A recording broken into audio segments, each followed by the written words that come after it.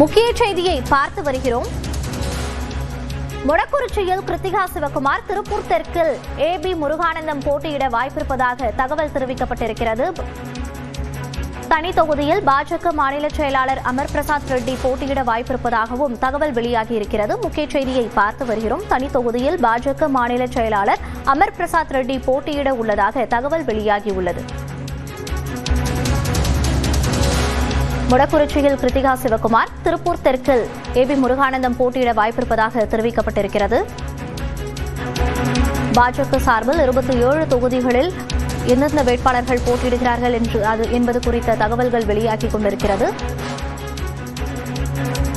இதுகுறித்த கூடுதல் தகவல்களோடு இணைகிறார் நமது செய்தியாளர் வேல்முருகன். வேல்முருகன், விவரங்கள்.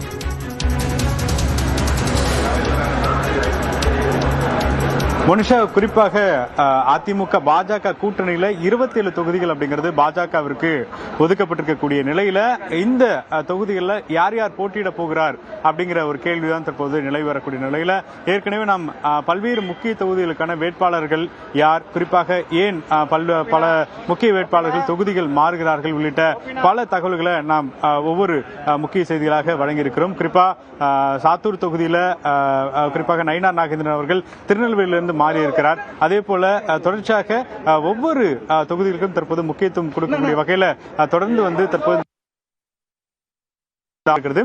தொடர்ச்சியாக தற்பொழுது தளி தொகுதியை பொறுத்தளவிற்கு அமர் பிரசாத் ரெட்டி தற்போது பாஜகவுடைய மாநில செயலாளராக இருக்கக்கூடியவர். அமர் பிரசாத் ரெட்டி கிருஷ்ணகிரி மாவட்டத்தில் தளி தொகுதியில் போட்டியிடக்கூடிய வாய்ப்பு இருப்பதாக தெரிவிக்கப்பட்டிருக்கிறது. அதே போல மொடக்குறிச்சி தொகுதியை பொறுத்தளவிற்கு கடந்த முறை பாஜக வெற்றி பெற்ற தொகுதியாக இருக்கக்கூடிய நிலையில மொடக்குறிச்சியில தற்போது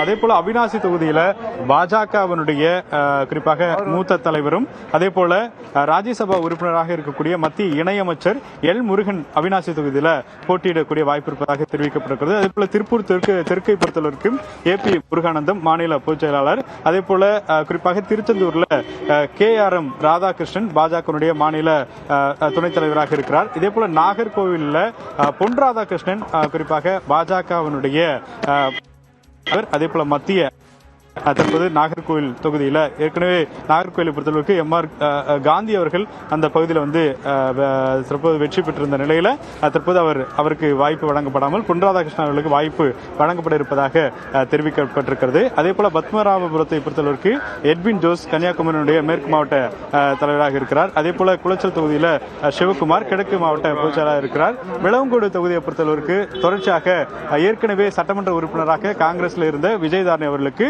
தற்பொழுது வாய்ப்பு வழங்கப்பட இருப்பதாக தெரிவிக்கப்பட்டிருக்கிறது. இதே போல திருவண்ணாமலை தொகுதியை பொறுத்தளவிற்கு குறிப்பாக ஏற்கனவே நாடாளுமன்றத்தில் போட்டியிட்ட அசோத்தமன் தற்போது அதே தொகுதியில் போட்டியிடக்கூடிய வாய்ப்பு இருப்பதாக தெரிவிக்கப்பட்டிருக்கிறது. அதே போல தஞ்சாவூரை பொறுத்தளவிற்கு குறிப்பாக கருப்பு முருகானந்தம் போட்டியிடுகிறார். மாவட்ட தலைவர் அவரே அந்த பகுதியில் மாநில செயலாளர் இருக்கக்கூடிய அவரே போட்டியிடுகிறார். அதே போல புதுக்கோட்டையை பொறுத்தளவிற்கு புதுக்கோட்டையினுடைய மாவட்ட தலைவர் ராமச்சந்திரன் போட்டியிடுகிறார். அதே போல வாசுதேவநல்லூர் அதாவது தென்காசியினுடைய மாவட்ட தலைவர் ஆனந்த் ஐயாசாமி குறிப்பாக அந்த பகுதியில் போட்டியிடுவார் என்று தெரிவிக்கப்பட்டிருக்கிறது. ராமநாதபுரத்தை பொறுத்தவரைக்கு GPS நாகேந்திரன் பாஜகவுடைய மாநில செயற்குழு உறுப்பினர் அவர் போட்டியிடக்கூடிய வாய்ப்பு இருப்பதாக தெரிவிக்கப்பட்டிருக்கிறது. அதே போல ராசிபுரத்தை பொறுத்தவரைக்கு குறிப்பாக பிரேம்குமார் அதாவது நம்ம VP துரைசாமி அவங்களுடைய மகன் டாக்டர் பிரேம்குமார் அந்த பகுதியில் போட்டியிடுவார் என்று எதிர்பார்க்கப்படுகிறது. அதே போல மயிலாப்பூர் தொகுதியை பொறுத்தளவுக்கு கிட்டத்தட்ட உறுதி செய்யப்பட்ட ஒன்று நேற்று தினத்தில் குறிப்பாக எடப்பாடி பழனிசாமி அவர்கள் பிரச்சாரம் செல்கின்ற பொழுது தமிழிசை சவுந்தரராஜன்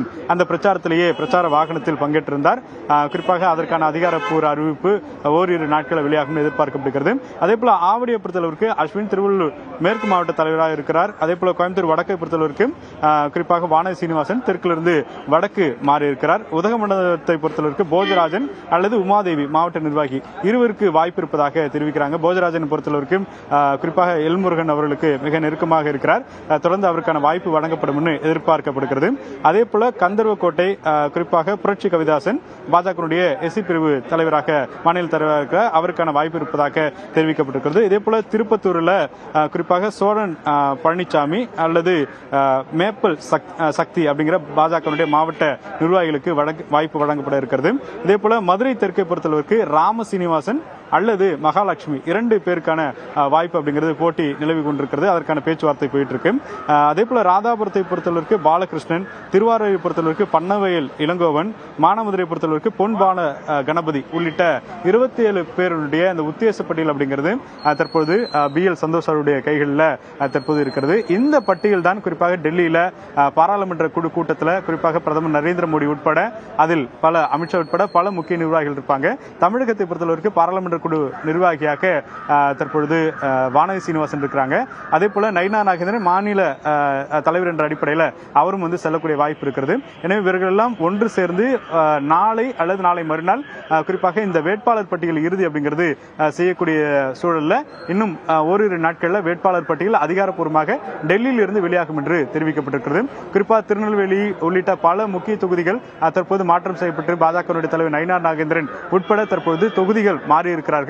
குறிப்பாக சென்னையிலே ஒரு தொகுதி, கோவையில் ஒரு தொகுதி, மதுரையில் ஒரு தொகுதி அப்படிங்கிறது தற்போது ஒரு சுருக்கப்பட்ட தொகுதியாக இருந்தாலும் கூட கன்னியாகுமரி போன்ற மாவட்டங்களில் அதிகப்படியான தொகுதிகள் கேட்கப்பட்டிருக்கிறாங்க.